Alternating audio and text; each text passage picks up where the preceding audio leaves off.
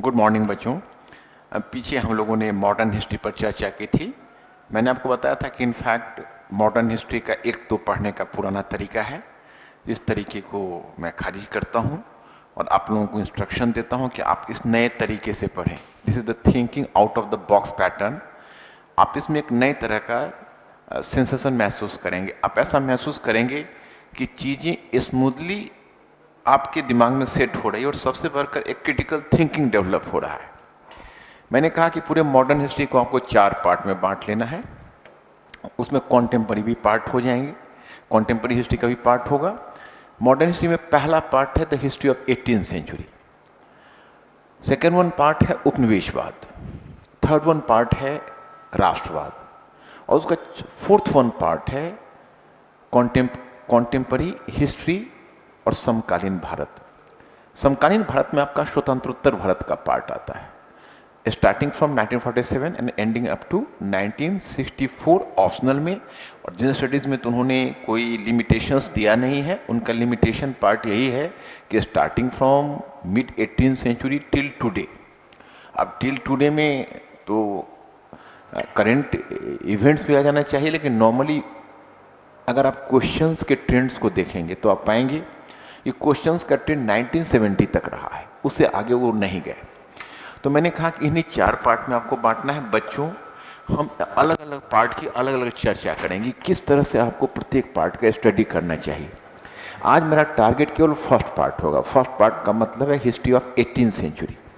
History of 18th century में 2 सब part होंगे। एक तो 18वीं सदी का पूर्वार्ध, the first half of 18th century, and second one 18वीं सदी का उत्तरार्ध। आप जानते हैं कि 18वीं सदी के पूर्वार्ध में आपका टॉपिक होगा मुगल साम्राज्य का विघटन। मुगल साम्राज्य के विघटन के टॉपिक में अब जो यह एरिया है हिस्ट्री ऑफ 18th सेंचुरी, एक छोटा सा पार्ट है, क्योंकि इसमें आपको मुगल साम्राज्य के विघटन वाले टॉपिक से लेकर और फिर the battle of Plassey, that of Buxar, Plassey और बक्सर के युद्ध, और 1765 के इलाहाबाद की संधि पर जाकर यह समाप्त हो जाएगा। जो आपका पहला पार्ट है मुगल साम्राज्य का विघटन, पहले हम उसी की चर्चा करते हैं। इस पर क्वेश्चंस मेंस में भी हिस्ट्री मेंस में भी पूछे जाते रहे हैं और जनरल स्टडीज मेंस से ही पूछे जाते रहे हैं। प्रीलिम्स में भी इस एरिया से क्वेश्चंस हो सकते हैं। अब तो ऑप्शनल पेपर प्रीलिम्स में रहा नहीं, तो जनरल स्टडीज में आपको इस एरिया से प्रीलिम्स के क्वेश्चन भी हो सकते हैं। अब आप जब हम पहले जीएस पॉइंट ऑफ व्यू से अगर देखें तो अब तक 2 क्वेश्चंस यूपीएससी में इस एरिया से आपको मिलेंगे। पहला क्वेश्चन है जो 2014 में पूछा है, 2014 में पूछा है। अगर आप क्वेश्चन पेपर को देखें तो आप पाएंगे कि 2014 में, और क्वेश्चंस तो डिफिकल्ट नहीं है, लेकिन थोड़ा सा एक आपसे क्रिटिकल थिंकिंग की जरूर अपेक्षा रखता है। क्वेश्चन यह है कि इतिहास की भूप्रकंपी लड़ाइयाँ पानीपत में ही क्यों घटित हुई।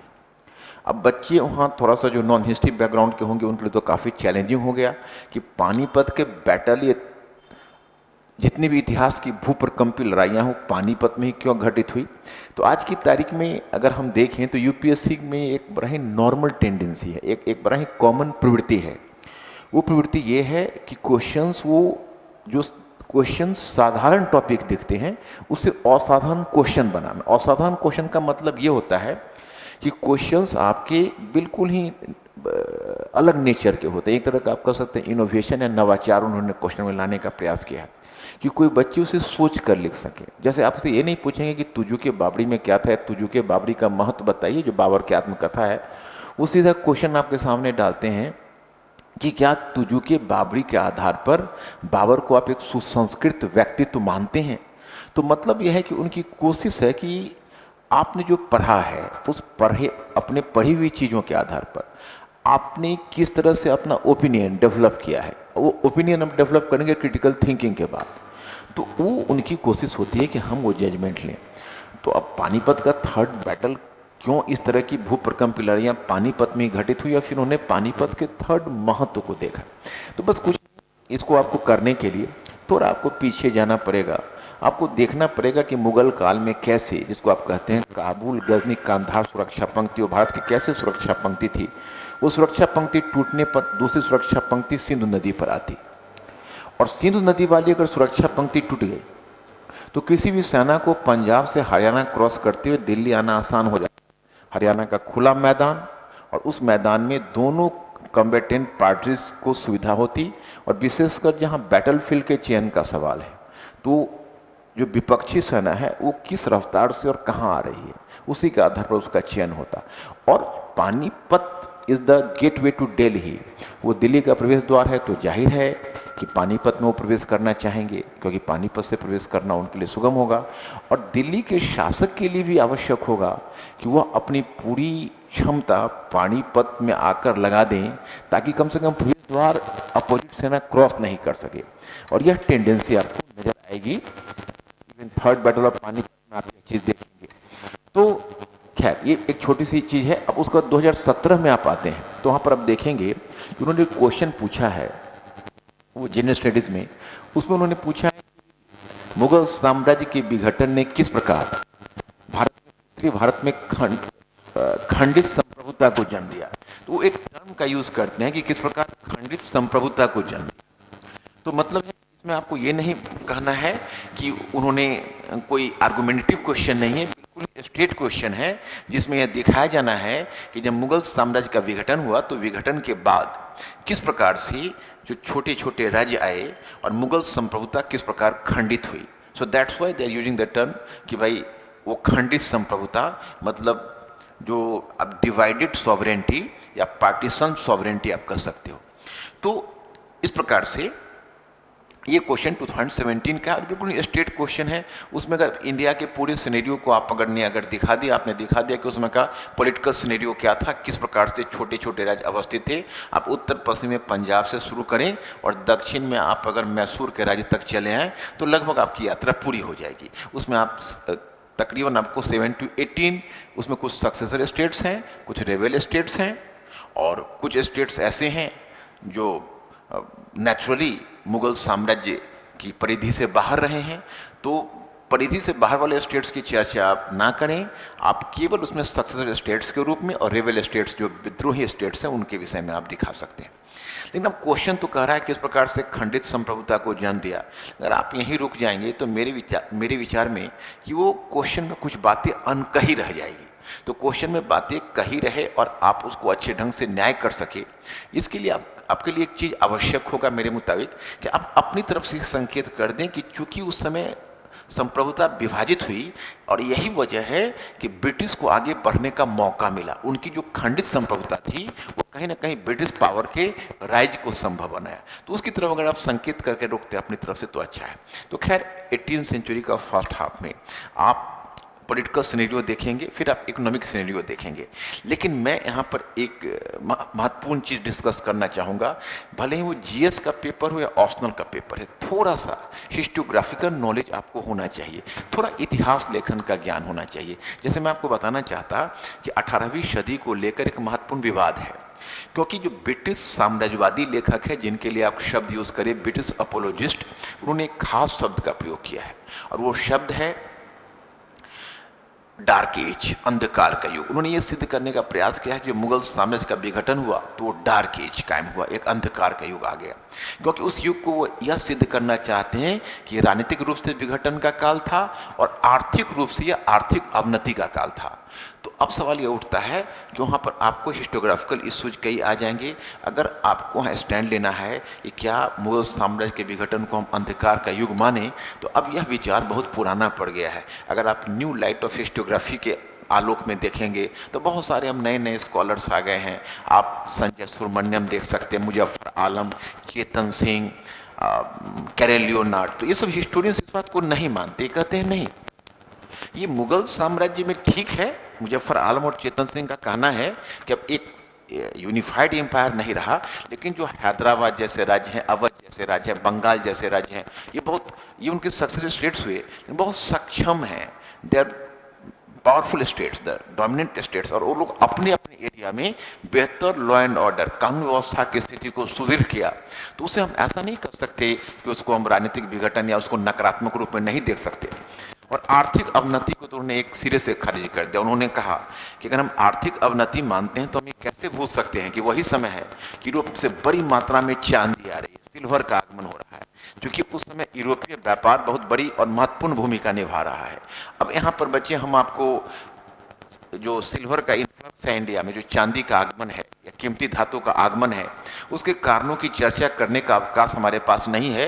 ये सब यूरोपीय व्यापार का प्रभाव है और ओरिएंटल प्रोडक्ट्स की जो यूरोप में मांग है वो उसका कारण है, और उधर अमेरिका से बड़ी मात्रा में जो कीमती धातु यूरोप आ रहे हैं और वो धातु भारत में, वो धीरे धीरे उन धातुओं का पलायन हो रहा है, तो ये इसका कारण है। दूसरी बात है कि वो वही समय है जब भारत में कई नकदी फसलों का प्रचलन हो रहा है, तो एग्रीकल्चर का भी ट्रांसफॉर्मेशन हो रहा है, धीरे धीरे उसमें निवेश बढ़ रहे हैं, उसमें नए नए क्रॉप्स आ रहे हैं, बहुत सारे कैश क्रॉप्स आ रहे हैं, तो इसके कारण अर्थव्यवस्था का मोनेटाइजेशन हो रहा है। तो अब तो उल्टा स्कॉलर्स ये कहने लगे हैं कि भाई हमारी इकोनॉमी को तो बड़ी अच्छी स्थिति थी, 18वीं सेंचुरी के फर्स्ट हाफ में भी अच्छी स्थिति थी, बहुत अच्छी स्थिति थी, बल्कि आपके यूरोप की तुलना में भी अच्छी स्थिति थी। ये स्थिति हमारी खराब हुई आपके आगमन के बाद। अभी जो फर्स्ट हाफ वाला फॉर्मूला है उसी से जुड़ा हुआ है सेकेंड हाफ का मुद्दा, क्योंकि अगर हम यह मानते हैं कि 18वीं सदी का पूर्वार्ध अंधकार का युग नहीं था, तो फिर हमारे सामने मुद्दा होगा कि क्या हम ब्रिटिश शासन को प्रगति का काल या प्रकाश का काल मान सकते हैं? हरगिज नहीं मान सकते। और वही चीज हमें सेकेंड हाफ में देखना पड़ेगा। जैसे अब सर जगन्नाथ सरकार जैसे विद्वान, सर जादुनाथ सरकार ब्रिटिश अपोलोजिस्ट हिस्टोरियन है, ब्रिटिश साम्राज्यवादी लेखक हैं, उन्होंने यह सिद्ध करने का प्रयास किया कि पलासी का युद्ध के माध्यम से मध्य युग की समाप्ति और आदि युग का आरंभ हुआ, तो वो फिर अब एक हिस्टोग्राफिकल इशू हो गया। हमें ये देखना होगा कि क्या पलासी के युद्ध के बाद ब्रिटिश कुछ समय तक, यानी आगामी 50 ईयर्स तक, क्या ऐसा कुछ वो कर पाए जिसे हम आधुनिक युग के आगमन से जोड़ सके। तो अब जो नए शोध हुए हैं उसमें यही स्थापित हुआ है कि पलासी के युद्ध के 50 वर्षों के बाद तक ब्रिटिश ने भारत में पुराने मुगल ढांचे को ही थोड़े बहुत परिवर्तनों के साथ जारी रखा। न तो सामाजिक क्षेत्र में वैसा कोई परिवर्तन लाया, न सांस्कृतिक क्षेत्र में, और न ही एडमिनिस्ट्रेशन के ढांचे में कोई ऐसा मौलिक परिवर्तन लाया। भारत में शिक्षा पद्धति में परिवर्तन नहीं लाया, सतियाँ जल रही हैं, समाज सुधार के लिए काम नहीं कर रहे हैं। वो हुआ तो 19वीं सेंचुरी में हुआ और अपने कारणों से हुआ, जो जिसकी चर्चा यहाँ हम नहीं कर पाएंगे। इसकी चर्चा हम आपके अगले टॉपिक उपनिवेशवाद में करेंगे। तो वहाँ पर आपको पूरा हिस्टोग्राफिकल नॉलेज मिल गया कि हमें बैटल ऑफ पलासी में स्टैंड क्या लेना है, क्योंकि बैटल ऑफ पलासी के बाद में निरंतरता ही महत्वपूर्ण रही परिवर्तन के तुलना में। इसलिए आधुनिक युग से तो उसे नहीं जोड़ेंगे, बल्कि इधर जो कुछ नए नए हिस्टोरियंस आए उन्होंने तो यहाँ तक सिद्ध किया कि आपका अगर बैटल ऑफ पलासी के बाद भारत का एक तरह से दरिद्रीकरण आरंभ हुआ, क्योंकि यहाँ से बहुत सारे रिसोर्सेस ब्रिटेन और यूरोप निर्यात किए गए। अगर ब्रिटिश भारत नहीं आए होते तो हमारी अर्थव्यवस्था नेचुरली समृद्धि की तरफ बढ़ रही थी और वो समृद्धि कहीं बेहतर होती। तो आज की तारीख में तो यही माना जाता है कि मुगल काल का अंतिम दिन भी अब पूर्व आधुनिक युग के नाम से माना जाता है। या यह कहा जाता है कि चाहे वो बंगाल का राज्य हो या मैसूर के राज्य हो, वो सब धीरे धीरे आधुनिकता की तरफ नेचुरली बढ़ रहे थे। उल्टा ब्रिटिश ने हमारी पूरी आधुनिकता की प्रक्रिया को अवरुद्ध कर दिया। तो अगर आपको इस लाइट ऑफ न्यू हिस्टोग्राफी का लाइट पता है तो जाहिर है कि आपका आंसर चेंज होगा, क्योंकि देखिए नेचर ऑफ क्वेश्चन के अनुसार चेंज होता है। अब जैसे हमने आपको एक उदाहरण बताया कि 2017 में उन्होंने जीएस में पूछा कि किस प्रकार मुगल साम्राज्य के विघटन ने खंडित संप्रभुता को जन्म दिया, तो उन्होंने हमें हिंट किया कि भाई आप न्यू लाइट ऑफ हिस्टोग्राफी मत लिखो, आप सिर्फ लिख डालो कि किस प्रकार से मुगल साम्राज्य के विघटन के बाद स्थिति आई। लेकिन वही आप अगले क्वेश्चन में वो आपसे पूछ सकते हैं कि क्या आप ऐसा मानते हैं कि मुगल साम्राज्य के विघटन ने खंडित संप्रभुता को जन्म दिया। तो वहाँ पर आपको क्वेश्चन का हिंट समझना पड़ेगा। तो ये क्वेश्चन के उत्तर में ही क्वेश्चन का हिंट होता है, और उसमें हिंट ये है कि आप उसको नकारिए। आप कहिए कि ठीक है मुगल साम्राज्य का विघटन हुआ, लेकिन मुगल साम्राज्य का विघटन मात्र संपूर्ण भारतीय उपमहाद्वीप में परिवर्तनों की व्याख्या नहीं करता है। और फिर सक्सेसर स्टेट्स के द्वारा जो अच्छी सरकारें दी गई अपने अपने एरिया में, जो सरकारें आर्थिक मोर्चे पर भी सफल रहीं, तो वो हमें ये नहीं बताता कि वो खंडित संप्रभुता को ही जन्म दिया, या यह नहीं बताता कि भारतीय अर्थव्यवस्था की अवनति हुई। तो क्वेश्चन के हिंट के अनुसार आपको उत्तर देना पड़ेगा। अब वहीं पर अगर वो क्वेश्चन पूछते हैं कि क्या आप ऐसा मानते हैं कि बैटल ऑफ पलासी हुआ तो मध्य युग की समाप्ति और आधुनिक युग का आरंभ हुआ, तो वहाँ पर हमें रुकना पड़ेगा, दिखाना पड़ेगा कि नहीं, ऐसा नहीं है। क्योंकि अब डायरेक्ट हम ऐसा नहीं बोल सकते, बल्कि हम उसको अपने तरीके से लिखेंगे। उसको मैं एक क्वेश्चन आंसर का एक अलग सेशन लूंगा जिसमें आपको बताऊंगा हमारा तरीका क्या होना चाहिए। लेकिन यहाँ पर मैं आपको केवल हिंट ये बताता हूँ कि क्वेश्चन जैसे शुरू करने के बाद आप बताएंगे कि बैटल ऑफ प्लासी के बाद क्या हुआ, लेकिन ये स्टैंड आपको लेना पड़ेगा पूरे उत्तर में कि बैटल ऑफ प्लासी के बाद ऐसा कोई फंडामेंटल या बेसिक चेंज नहीं हुआ जिसको हम मॉडर्नाइजेशन से जोड़ सके। बच्चे, हम जब second half of 18th century में आते हैं तो वो प्रक्रिया हम 1765 में ट्रीटी ऑफ इलाहाबाद के पास जाके समाप्त कर देंगे। उसमें आपको देखना पड़ेगा बंगाल में कैसे चेंज हुआ, किस प्रकार से ब्रिटिश कंपनी एक कंपनी से एक राजनीतिक शक्ति के रूप में परिवर्तित हुई। तो कर्नाटक युद्ध से लेते हुए आप थोड़ा प्लासी और बैटल के बक्सर और बैटल तक आइए। उसमें घटनाक्रम तो आप जरूर समझिए, क्योंकि जब तक घटनाक्रम आपको याद नहीं होगा या आपको ध्यान नहीं रहेगा, उसमें याद ऐसा करने की जरूरत नहीं है। आप घटनाक्रम को नेचुरली देखते चले जाएंगे तो आपको खुद ही दिमाग में एक तस्वीर सी बन जाएगी, और फिर अगर आपको हिस्टोग्राफिकल नॉलेज हो जाएगा तो हिस्टोग्राफिकल नॉलेज के सहारे आप अच्छे ढंग से घटनाक्रम को फिर याद कर पाएंगे। जैसे एक आपका और हिस्टोग्राफिकल इशू आता है बैटल ऑफ प्लासी और बैटल ऑफ बक्सर को लेकर, क्योंकि कुछ क्रिटिक्स ने, विशेषकर जो बंगाल के स्कॉलर्स हैं, उन्होंने बैटल ऑफ प्लासी को थोड़ा सा उसके इम्पैक्ट को ओवर एस्टिमेट किया है। उन्होंने कहा है कि प्लासी के युद्ध के साथ एक शाश्वत अंधकार का युग आरंभ हुआ, यानी इटर्नल, यहाँ शाश्वत का मतलब है इटर्नल डार्क एज। तो now the question arises, some scholars का ये मानना है कि भाई बंगाल में होने वाले परिवर्तन को आप इतना वेटेज मत दीजिए कि आप मान लीजिए वहाँ से पूरे इंडिया का फ्यूचर सील हो गया। और ऐसे स्कॉलर्स यहाँ तक कहते हैं कि बैटल ऑफ प्लासी धोखे से जीता गया था, इसलिए बैटल ऑफ प्लासी की तुलना में बैटल ऑफ बक्सर कहीं ज़्यादा इंपॉर्टेंट है, क्योंकि बैटल ऑफ प्लासी के बाद ब्रिटिश अगर कोई भी वॉर हार गए होते तो वो सारे लाभों से वंचित हो जाते जो बैटल ऑफ प्लासी से उन्होंने प्राप्त किया है। तो अब इसके जवाब में बच्चे ये कहा जा सकता है, लेकिन इसको अब थोड़ा सा हमें बैलेंस करना पड़ेगा कि ठीक है, बैटल ऑफ बक्सर बहुत उससे कहीं ज़्यादा डिसाइसिव है। आप जानते हो कि जो बैटल ऑफ बक्सर है वो बक्सर ने ब्रिटिश की असली ताकत को सिद्ध कर दिया कि 3 संयुक्त शक्ति के सामने ब्रिटिश पहली बार विजय हुए। हम इस बात को कैसे नजरअंदाज कर सकते हैं कि जो बैटल ऑफ प्लासी है वो 7 ईयर्स बैक हुआ, 7 वर्ष पहले हुआ, 1757 से 1764। अब 57 टू 1764 आते हुए आप गौर करिए कि 7 ईयर्स तक ब्रिटिश ने जो बंगाल के रिसोर्सेज का दोहन किया, क्या उसने ब्रिटिश को इतनी ताकत नहीं दी कि बैटल ऑफ बक्सर में वो ज़्यादा कॉन्सोलिडेटेड होकर उतर सके? तो हम बैटल ऑफ प्लासी के महत्व को तो अस्वीकार नहीं कर सकते। अब यही राइटिंग में जैसे जैसे आप एनालिटिकल राइटिंग लिखोगे, उससे पहले आपका एक विजन, एक सोच, एक समझ विकसित होनी चाहिए, और वो आपको हिस्टोग्राफी और भी क्लियर करेगा। तो आप बैटल ऑफ बक्सर के बाद ट्रीटी ऑफ इलाहाबाद पर आ जाएंगे। ये बहुत ही छोटा सा टॉपिक है, इसमें फर्स्ट हाफ और सेकेंड हाफ के घटनाक्रम को समझ लीजिए। अपार्ट फ्रॉम दैट थोड़ा हिस्टोग्राफिकल नॉलेज आप ले लीजिए, और फिर क्वेश्चन के पूरे पैटर्न को आपको देखते चलिए। आप बहुत अच्छे ढंग से इस एरिया के टॉपिक को हल कर पाएंगे। बच्चों, अब मैं आपको सेकेंड हाफ जो आपका सेकेंड वन टॉपिक है जिसे आप कहते हैं उपनिवेशवाद, उस टॉपिक में हम मिलेंगे। और 18th सेंचुरी वाले में थोड़ी सी मैंने आपको झलक दे दी कि आपका पढ़ने का तरीका क्या होना चाहिए। मैं वही चीज़ में उपनिवेशवाद वाले टॉपिक में, राष्ट्रवाद, और हम पार्ट टू पार्ट मिलते रहेंगे। Thank you very much, I will see you again.